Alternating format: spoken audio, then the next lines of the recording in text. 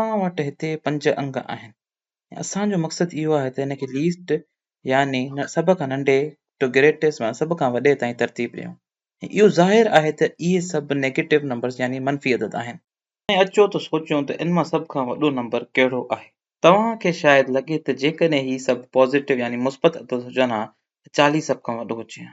तंहिं करे तव्हां शायदि सोचो त नेगेटिव 40 बि सभ खां वॾो आहे। पर तव्हांखे सम्झणो पवंदो त ही नेगेटिव निशानी छा ॿुधाए रही आहे। इन बाबति सोचण लाइ फ़र्ज़ करियो त इहे तव्हांजे बैंक अकाउंट जा पैसा आहिनि। तव्हां पंहिंजे अकाउंट में नेगेटिव 40 रुपया चाहींदा या नेगेटिव 7। नेगेटिव 40 जो मतिलबु आहे त तव्हां बैंक जा 40 रुपए जा कर्ज़ी आहियो, यानी उहो कुझु बि न हुजण खां 40 घटि हूंदो। नेगेटिव जो 7 जो मतिलबु आहे त तव्हां बैंक जा 7 रुपए जा कर्ज़ी आहियो। तंहिं करे हक़ीक़त में नेगेटिव 40 जो जेको अंग आहे नेगेटिव 7 खां घटि। इन्हनि सभिनी अंगनि मां नेगेटिव 40 सभ खां नंढो अंग आहे। इहा सभ खां नंढी रक़म आहे जेका तव्हां बैंक अकाउंट में रखणु चाहींदा। न सिर्फ़ तव्हां वटि कुझु बि न आहे, पर तव्हां बैंक जा 40 रुपए जा कर्ज़ी आहियो।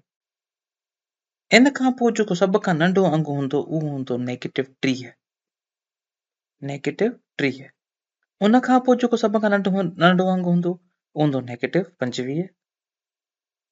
उन खां पोइ जेको सभ खां नंढो अंग हूंदो उहो हूंदो नेगेटिव 10। ऐं इन सभिनी मां जेको वॾो अंग हूंदो उहो हूंदो नेगेटिव 7।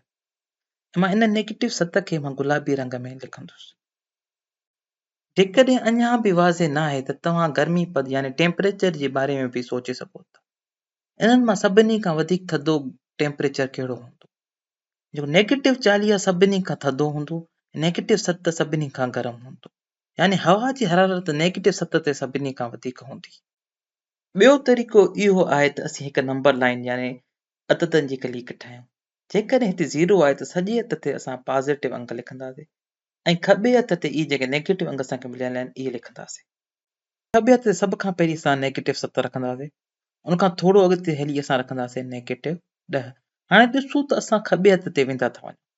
उन खां खॿे पासे वेंदासीं त थोरो अॻिते हलंदासीं त असांखे मिलंदो नेगेटिव 25। ऐं ॾिसो नेगेटिव 25 खां थोरो अॻिते हली करे असांखे मिलंदो नेगेटिव 30। ऐं नेगेटिव 30 खां पोइ आख़िर में असां थोरो अॻिते हलंदासीं त अञा त नेगेटिव असांखे मिलंदो 40।